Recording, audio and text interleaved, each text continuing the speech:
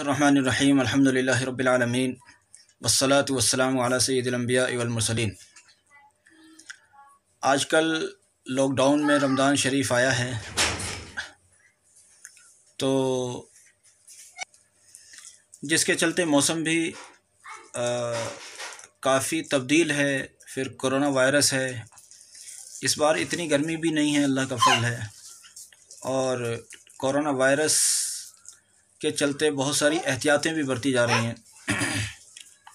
ऐसे मौसम में माहिरीन अतिब्बा की तरफ से ये मशवरा दिया जा रहा है कि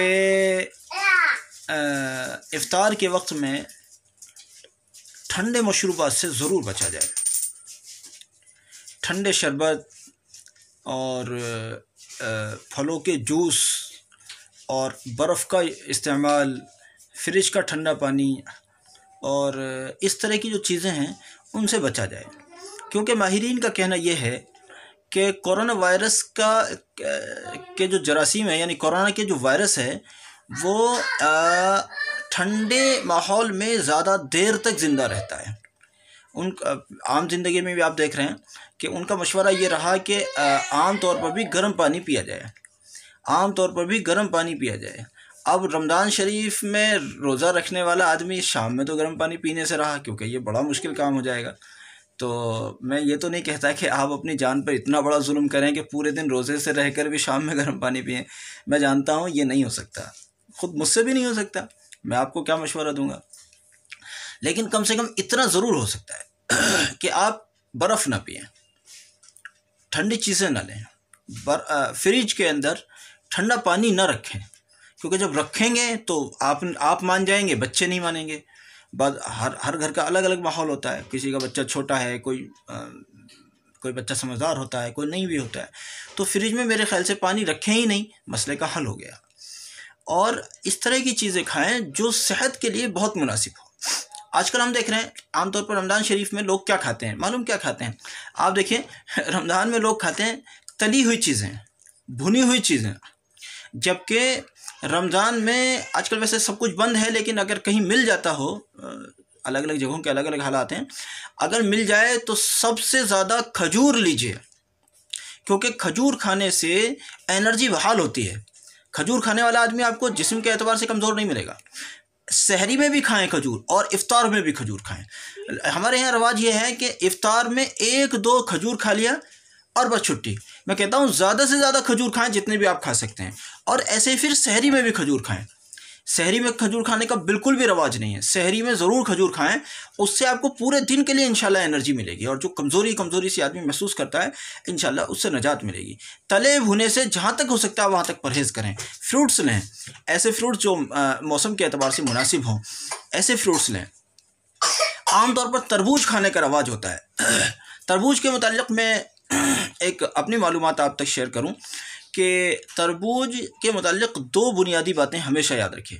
तरबूज एक तो खाली पेट नहीं खाना चाहिए।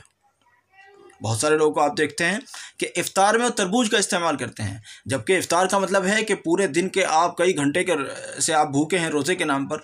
तो इफ़्तार के वक्त में तरबूज एकदम खाली पेट मत खाइए। दूसरी बात ये, तरबूज खाने के बाद में पानी ना पीजिए।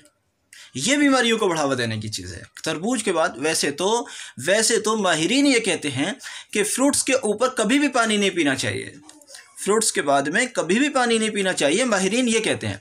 लेकिन चूँकि रोज़ेदार को पानी से रोकना तो बड़ा मुश्किल काम है। अब बेचारा पूरे दिन रोज़े से रहा, फिर कैसे पानी से रुके। लेकिन फिर पानी पीने के मुताल्लिक़ एक बात जिक्र करता हूँ, पानी एक साथ कसरत से न पिएँ। जो आदमी लंबे टाइम से भूखा हो या कुछ वक्त से भूखा हो, आपने देखा है वो उसको अगर एक साथ पानी ज़्यादा पिला दिया जाए, या एक साथ खाना ज़्यादा खिला दिया जाए, या एक साथ खाना खिला दिया जाए, उसको लाजमी तौर पर बीमार हो जाता है वो। आप देखते हैं कि रोज़ेदार आदमी रोज़ा इफ्तार करने के बाद जो दबा के पानी पीता है, फिर वो जो तरावी जो पढ़ता है, वो रूह की क़ुव्वत से पढ़ता है, जिस्म की क़ुव्वत से नहीं पढ़ता। उसका जिस्म उसको इजाज़त नहीं दे रहा होता कि तुम तरावी पढ़ो। वो तो एक बस उसके अंदर एक जज्बा है कि भाई मुझे तरावी पढ़नी है, इसलिए बेचारा वो तरावी में खड़ा हो जाता है अल्लाह की फजल से। और इसकी वजह यह है कि वो पानी ज़्यादा पीता है। पानी पीना है, लेकिन थोड़ा थोड़ा थोड़ा थोड़ा करके पानी पीना है। जब आप इफ्तार कर रहे हैं, इफ्तार में आपने, अगर आपको खजूर मिली है, खजूर या फिर फ्रूट्स वगैरह जो भी मिला, उसके बाद में जो आपने पानी पीना है, थोड़ा थोड़ा करके पानी पिए, थोड़ा थोड़ा करके, चाहे थोड़ी थोड़ी देर में पिए, लेकिन थोड़ा थोड़ा करके पानी पिए। बार बार पिए चाहे, लेकिन थोड़ा थोड़ा करके। ऐसा मैं देखता हूँ, इस बार तो चलो अल्हम्दुलिल्लाह इतनी गर्मी नहीं है, कम से कम हमारे इलाके में नहीं है, बाज़ इलाकों में हो सकती है बहरहाल। लेकिन गुज़िश्ता सालों में हम खुद देखते आए हैं कि थोड़ा सा मान लीजिए 1-2 खजूर खाया या कुछ और इस तरह की चीज़ खाई और 2-3 गिलास पानी। अब समझ लीजिए ये आदमी बिल्कुल भी इस लायक नहीं रहेगा कि तरावी में बशाशत के साथ खड़ा रहे, ये ज़बरदस्ती आएगा जब भी और घर जाकर ये लेट जाएगा।